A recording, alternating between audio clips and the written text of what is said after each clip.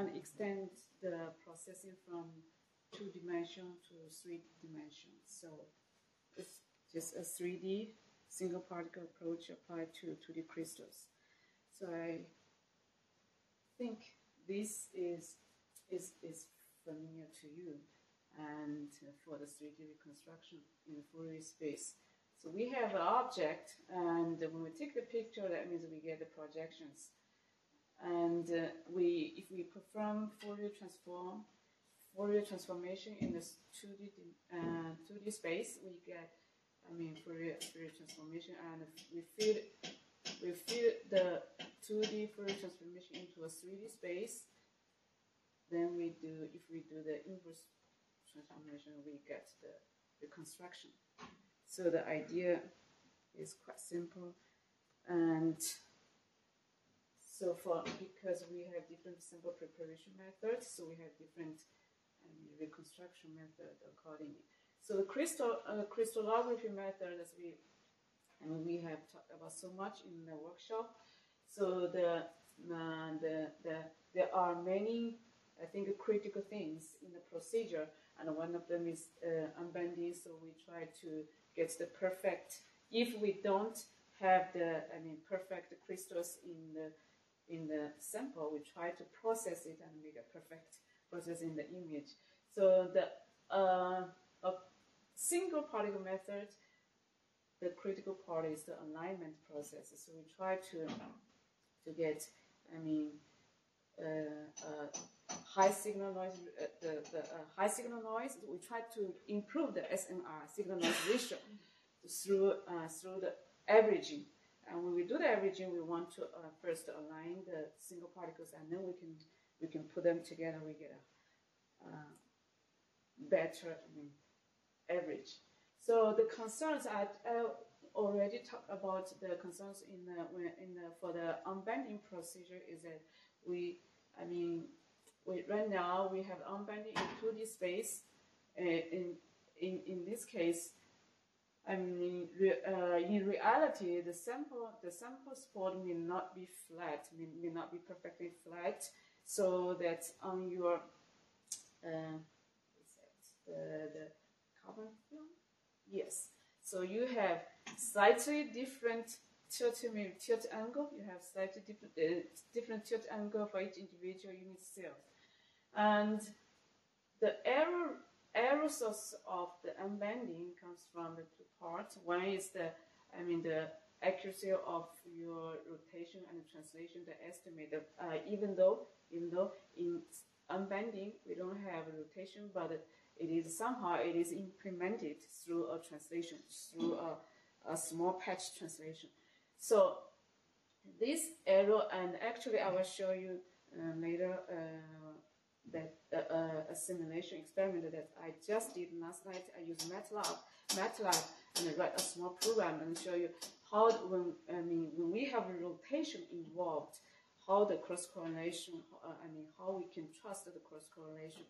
So this the accuracy is affected by, we know the location and the size of the reference when you perform the unbending. We have parameters. First, we need to decide the location and the size of the reference. Actually, that two parameters decides the reference quality. So, and also we have some kind of there's a deformation involved in the unbending process. Single particle processing, we basically we perform we do alignment in a 3D space. That means all the three Euler angles can be adjusted. So in plane and the tilt angle, they can all be adjusted. The errors, the source of the errors, in terms of alignment, I think there are more options for the alignment. In the crystallography, we mainly use cross correlation to do the unbending. But in the single particle, I think we can use more image processing techniques to do the alignment. The most widely used one is cross correlation, and we can also use maximum likelihood, and even maybe it's it's possible to use something else. I mean, like a feature-based in another feature space, because we just try to compare two images, right? There are different ways to compare two images. Cross correlation, we should better see correlation is one way. Correlation, we compare the two images, whether they are the same or not. We use correlation. The higher correlation, that means they are more similar. And we can also compare them in other features, not necessarily using the whole pixels, maybe other feature, I'm not sure, but we have more options, and it's easier to implement in a single particle cases than the crystallography style. So we here in our work we apply the single particle approach to 2D crystals, and I think here we can make the best use of available information. As I mentioned before, that there are publications about the single particle approach to the 2D crystals. I think they basically treat the image as a kind of pure single particle method. And here we can our work is based on the processing of crystallography method.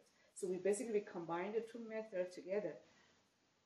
And here the main issue of the flatless issue, the carbon film flatless issue is handled by the single particle method. I think it is better than the crystallography method. And so we can adjust the physical region a little bit, and the theater geometry. Of course, the physical region should be approximately let's see, we can adjust the 5 minus pixel to plus pixel, not very big. So the tilt geometry, we also can adjust 5 minus degree to plus 5 degree, and also the TTF, because now we are treating the unit cells, each individual unit cells. So we just perform the local CTF. I think that should be fine, because as we can see that here, the local CTF is just means each individual unit cells or particles has individual defocus, right? This defocus we can also adjust the defocus slightly, but basically we can compute the defocus from the location of the unit cell, from the location. So from this location we get the approximate. This is the defocus in the center of the image of the micrograph, and then the defocus of individual unit cell can be calculated from the center, defocus, and the location. So here is the flow chart about the whole process, single particle process. So from the 2D crystal image, we first process it with 2DX software, and so that we got the profile, and the physical region, and here we got the tilt geometry. So these are things. Of course, we also have defocus, and then we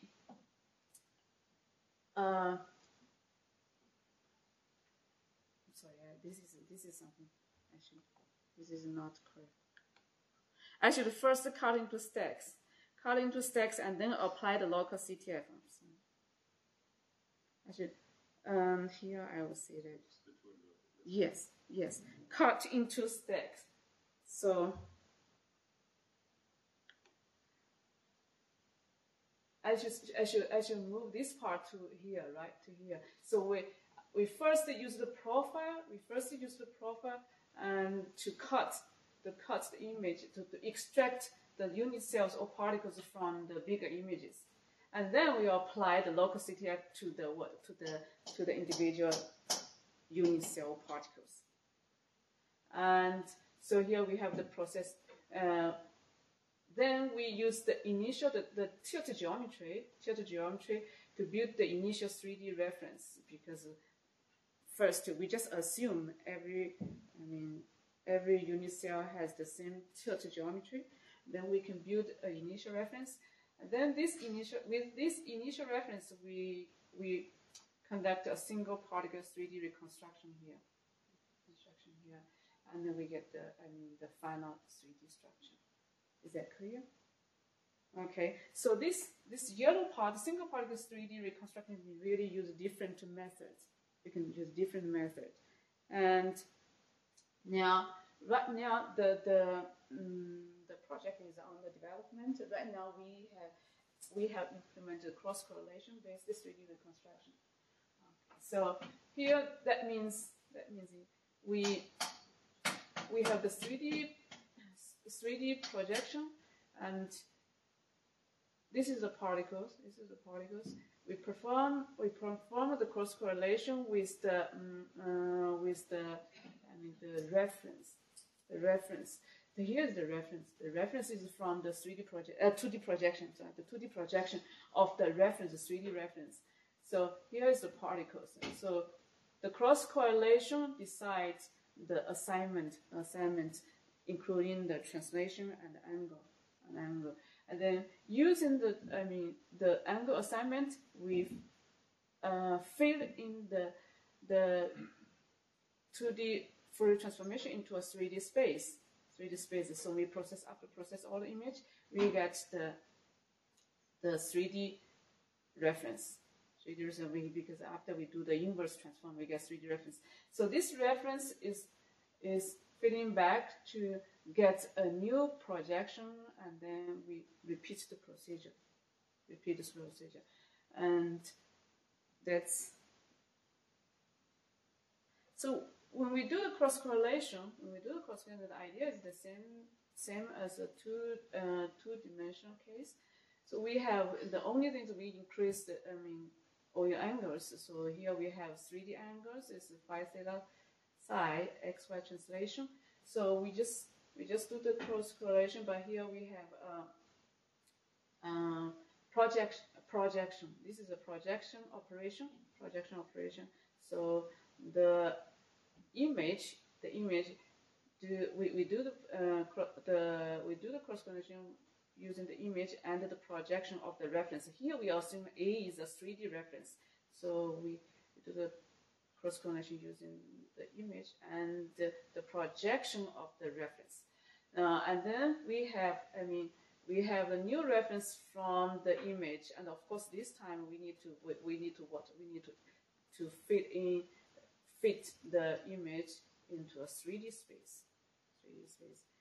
And this is some preliminary results that I got from GIPF data, and I use single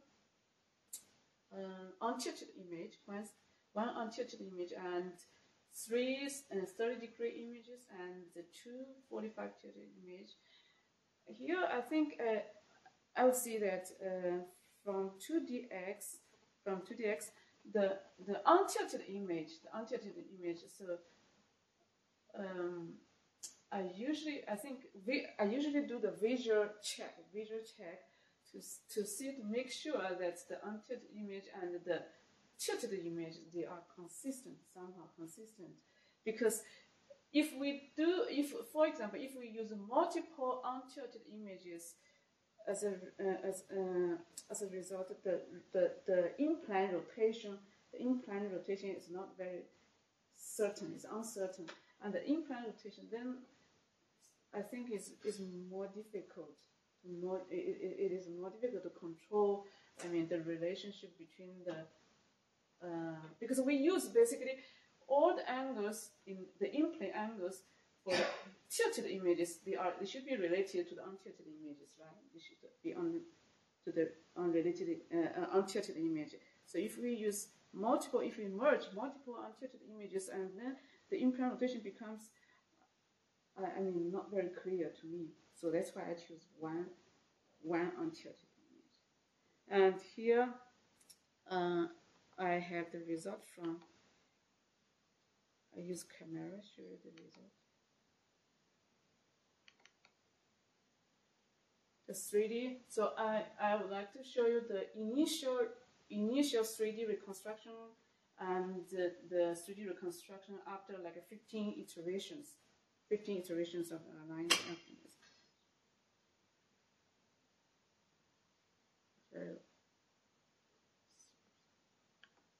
So here is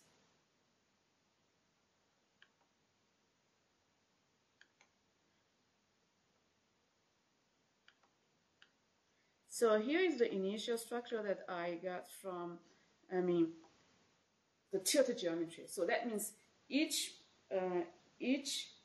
particle, I insert the particle into the 3D space just using the tilt geometry I got from 2DX. And then I do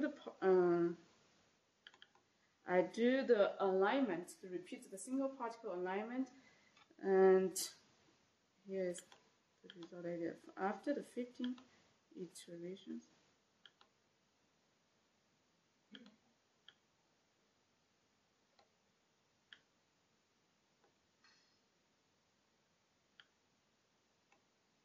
So this is the structure.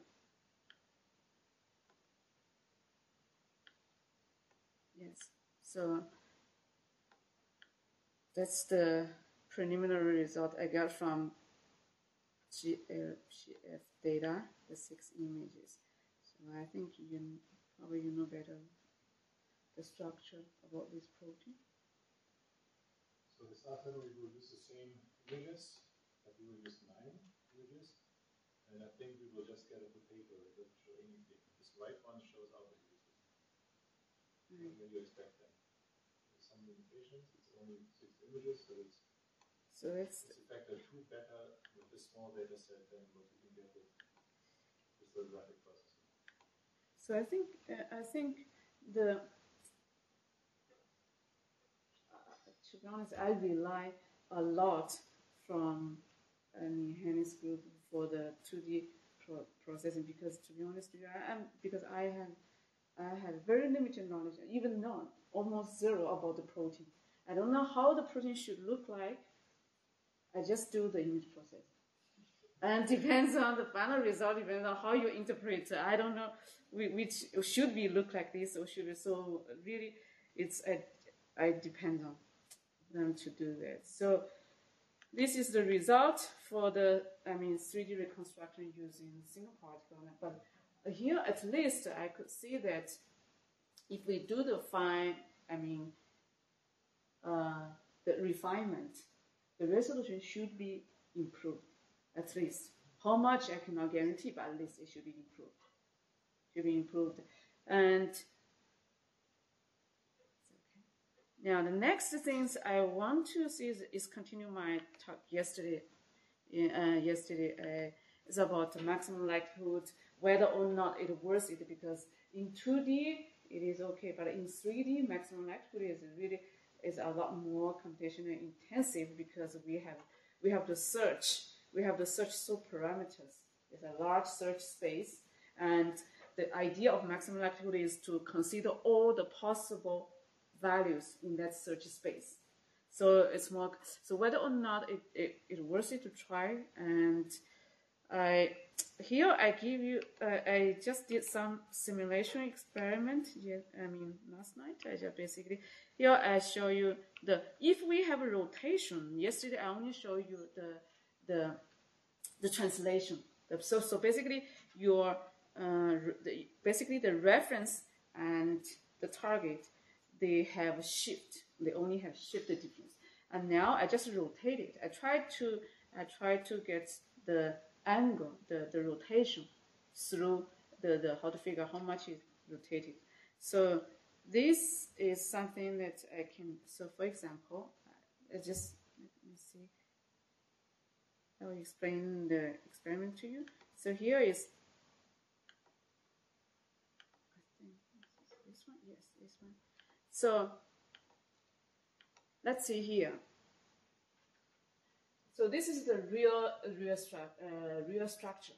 So we have, for example, I rotate to like a 15 degree. A 15 degree, I get this one. 15 degree, I get this one. So now I want to look for how much this image is rotated. against the original structure. So I search from 1 to here. I search from 1. I think it's better to just I give you the noise is 0. I just give you the noise is 0.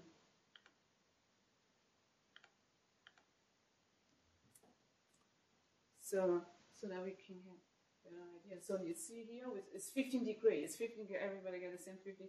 So here I repeat many times the simple. So here's the structure. I rotate 15 degrees, and then I try to see, okay, how many degrees this image is rotated regarding to the original structure. So I search from 1, 3, 5, jump to 2, 1, 3, 5 until 30 degrees. I look into the correlation. The correlation between this image and this one. If I find the maximum, for example, here is 15. Okay, 15. This one and this one, they give me the maximum correlation. That means okay, this image is 15 degrees rotated. So I repeat the procedure because I want to test how much the noise contributed, because during the repetition and the structure is the same thing. I just add different random noise. So if random noise, of course, every time we get what? We get 15 degrees. 1 and 1 means translation, and in MATLAB, the start is 1, 1. There's no 0, 0. So basically, we get the translation, that's for sure.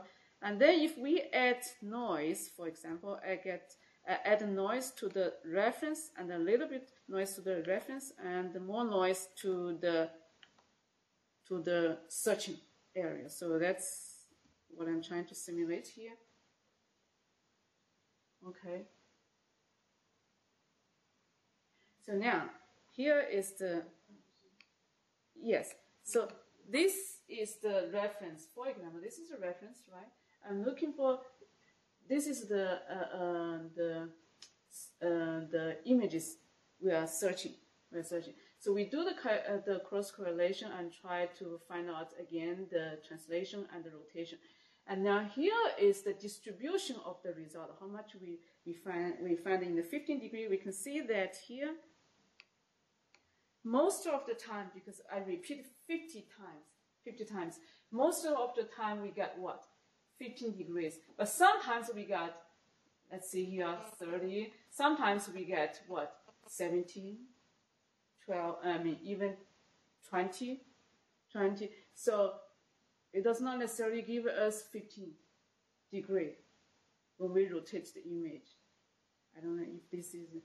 So it's the risk of cross-correlation. You just get yes. the answer sometimes. Yes, if we, because we only, let's see, we only use, this is, noise, because there are noise, and when it depends on the noise. Noise, we can only see the noise has some distribution, but we cannot control the noise, specific pixel, right? Pixel. So because of the noise, sometimes we are lucky, we get what? We get exact the angle. But sometimes, actually, most of the time, if we consider all the others, sometimes we don't get the exact angle. So that's what I'm saying is that even with this reference, the SNR is not so bad. It's not that bad, the reference. And it's just here, the image, we have, even lower SNR.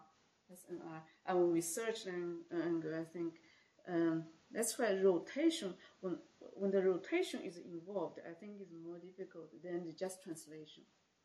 That's translation. So that's why maybe people don't want to use the rotation to do the cross correlation, I think. So in the, and also, of course, the distribution also depends on the, for example, if we have even lower SNR, we increase the noise, and we're going to see, so here, yes, so here we are going to see different, if we increase the noise, we increase the noise, and then we see here, it's still kind of like we get, yes, 15 degree, sometimes we get 15 degree, but you think about the other parts, the other part. Yes. So that's my, I mean, I just want to see if we want to consider the maximum electron in 3D space. And as we know that we always use, I mean, this is only for two-dimensional rotation. Two-dimensional rotation. In the 3D case, I think it should be more, more complicated. More or less. So now, so we want, for example, we want to apply the maximum likelihood approach. Then the idea is the same thing. I think extended from 2D maximum likelihood to 3D maximum is kind of straightforward. We just increase the search space. So again, the same thing. We just try to find out. We have the Euler angles, 3 angles, and translation. So we are not using a specific one. Actually, I think it's reasonable, because if we're using a specific one, we are taking the risk that we miss the real answer, right? We miss the real answer. So now, if we take all the consideration, let's say we take all the consideration, I think it should be safer. It should be safer. So we just try to find the statistical parameter. And also here I have to conquer Marcel's question yesterday. I said, oh, the degree, not degree, the rotation. The rotation should also be what? Should also be Gaussian. It should be instead of uniform. Actually, that's correct. Unless we have very, very extreme, noise, then we have something like more uniform. Otherwise, we should have Gaussian noise. We should have the kind of a Gaussian distribution, because the distribution is from the cross correlation, right? From the cross correlation of 2dx or unbanding. So as a result, actually, this result is from the, for example, this result basically shows the possibility of the angle from 2dx or from the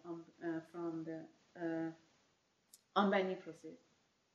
So unbanding process, let's see, the unbanding process tells us the angle should be 15 degrees. It may be true, but there are possibilities it is not true. It is not true. And that possibility should be what? Somehow it's what? It's like a Gaussian. It's like a Gaussian. So it's not like uniform. I'll see here.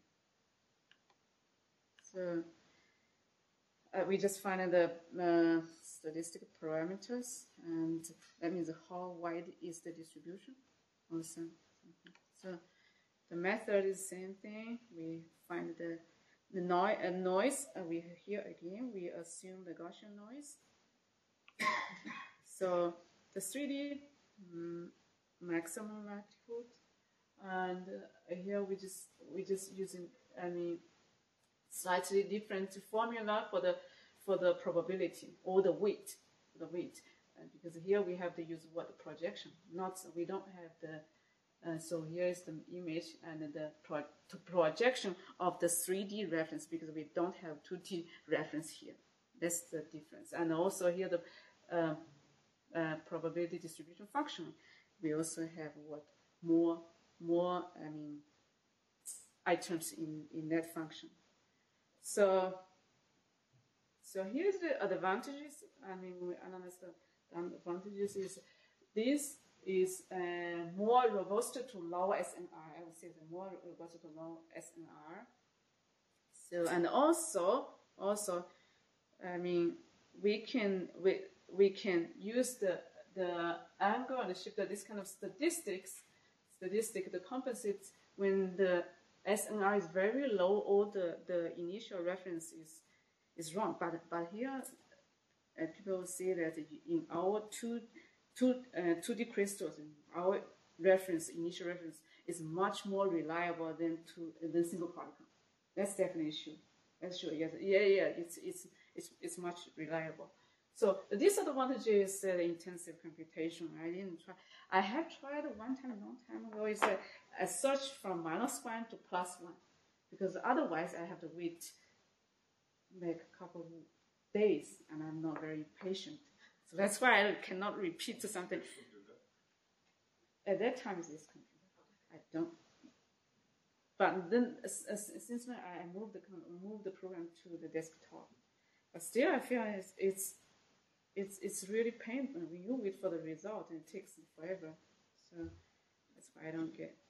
So the 3D, we have 3D, and we can see it's almost the same flowchart as a cross correlation. But here we just, instead of insert the particles into the 3D space using a specific tilt geometry, now we use different tilt geometry. So we insert many times into the 3D space. That's the difference. Otherwise, it's the same thing.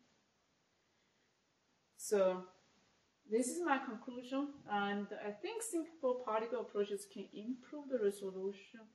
I mean, by adjust the tilt geometry and slightly translation or the phase origin, we could see.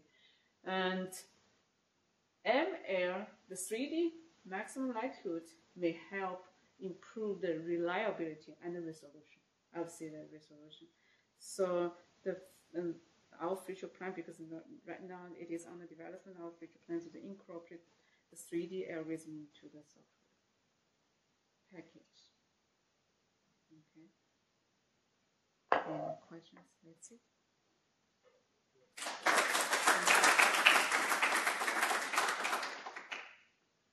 Yeah. When we are using the 3D single particle approach, will it help to generate the initial 3D reference by calculating or by taking images at -45 and +45, so that it can completely sample the Fourier space just to generate the initial reference, and then add data like of 15 degrees or 30 degrees still to give the and then get the better model. Let me understand. So in the initial model, you only use -45 and +45. Yeah, I mean you have this 0 degrees. Yes, 0 degrees. So we have to use it. Yeah, and yes. Then you add -45 and +45. You take images at -45 and +45, so that you have like the total 9 degrees of. So it samples completely. I understand what you mean. Yes. So I haven't tried that, but in my opinion, the initial model, let's see here. The initial model, I use all the images, but I just use I use all the images, but with the same tilt geometry.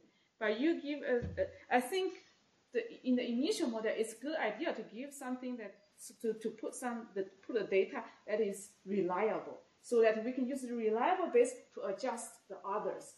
But I don't know for your 45 is better than 30. So what you mean is to take +45 and then -45 is the same crystal. Yeah. That is done in single particle approach. And that way you get orthogonal views on the same particle. Yeah. And if the particle is randomly oriented on your bridge, then you cover the entire 3D Fourier space. The 2D crystal always lies flat. So if you tilt the crystal to 45 degrees, you have a 45-degree tilt angle. Or -45 degree would actually be the same picture if your crystal is symmetric. You would never reach 90-degree information. Yeah, so because the crystal always lies flat on the grid, it's not a random orientation. The other thing is, in practice, it's very difficult to record a 45-degree perfect image on a Electron microscope. Where you just see there's all this resolution-dependent beam-induced resolution loss. So when we record pictures of 2D crystals, we start non-tilted. Then the next day we start at 10 degrees, and then at 20, and then trouble starts, and then at 30 it gets difficult, and at 40 degrees it's really desperate, and then at 60 degrees nothing works. So while you get better at dealing with the microscope and with the sample preparation, you slowly go to higher tilt angles. If you instead think you have good crystals, so that Fujiyoshi grants you a visit in Japan, and you can take a plane and fly to Fujiyoshi, and you come back with a 60-degree tilt angle data set that is perfect. Yeah, and in Frankfurt and other labs that may also have that. But when you try to do it ourselves, like we recently did, there's a tough way to slowly go up to higher tilts. But only the first time you do it in the lab. And the second time you come with a second protein that is a similar crystal, then it's faster. But usually we start slow, low for damage. Also, so his question is okay. I'm sorry. I think my understanding, single particle. You take 2 images and you cover the whole. But I mean, in single particle, anyways, you do have different views on the same image, right? It's possible you already cover the whole 90 degrees. Yes, one picture. In the one picture, you may already have all the 90-degree views. But I mean. But I think I have to say that 2 degrees is much more reliable to me. I think, especially when you look at the cross correlation, how tricky it is. So when we assign in single particle, when we assign some angles to a image, just using some reference, that's I think is really dangerous. I think we have no idea. Particle, it's okay. Large particle. If you have a large 2 megadalton thing that has lots of RNA, which gives you high contrast. Yes, if you have high contrast, yes, SNR is higher, and then should be then it's okay. But I mean, for the low SNR signals,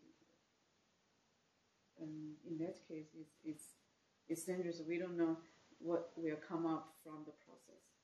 27 kilodaltons surrounded by lipids, not by water. That's low signal ratio.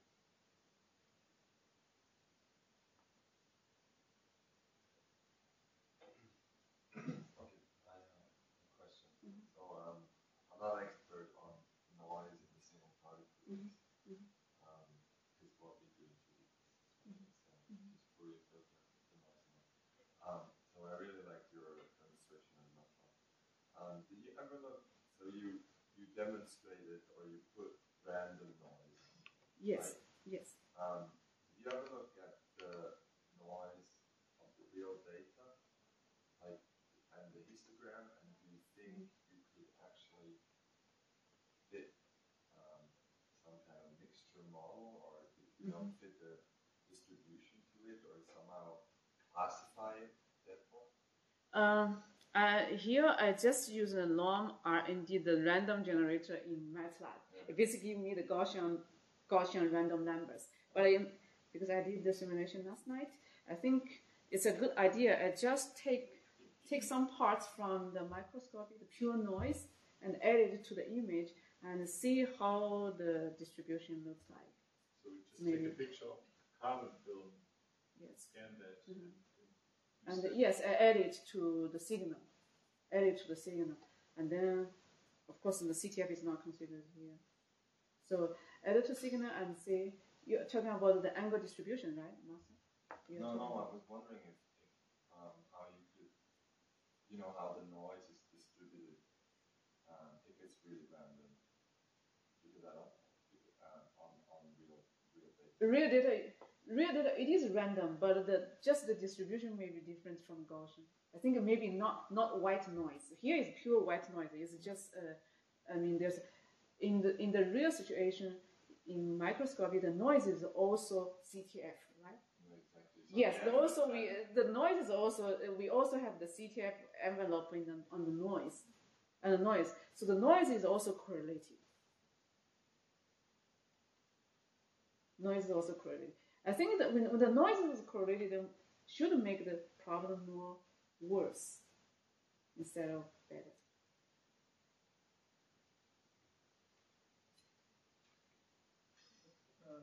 Doing this comparison, when you have some stack and you are taking an image and when you're comparing doing the comparison of this stack to an image to a particular stack, can't you use the noise in the Gaussian kernel? Which one is? When you're doing the correlation. Yes. When I do the projection. And when you're taking a new image, and if you're comparing to the previous stack of images, whether it comes to the same angle or not, you do like that. Well, normally for single particle, when you take some image, you compare to a particular stack.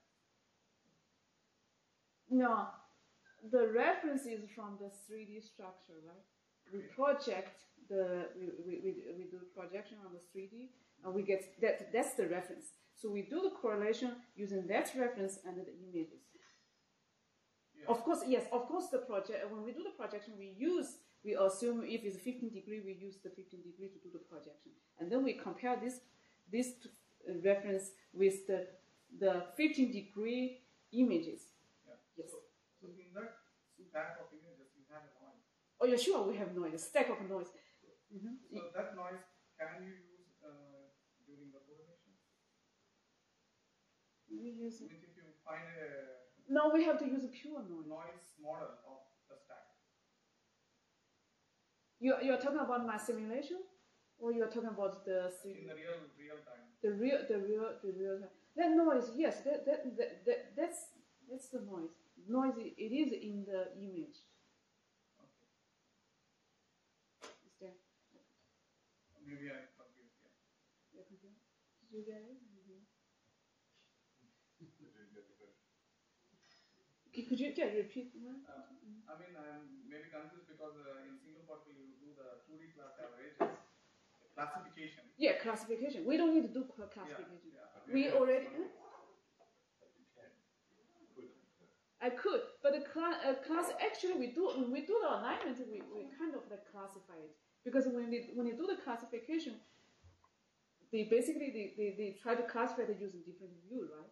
Into different views, right? Different view means different angles, right? Yes, it just means different angles. That's the classification. Yeah, so we have the initial angle, right, from classical to the crystal processing on number of seats. So this is our first classification. Yes. So for each particle that we cut out from that crystal, they go all into one class.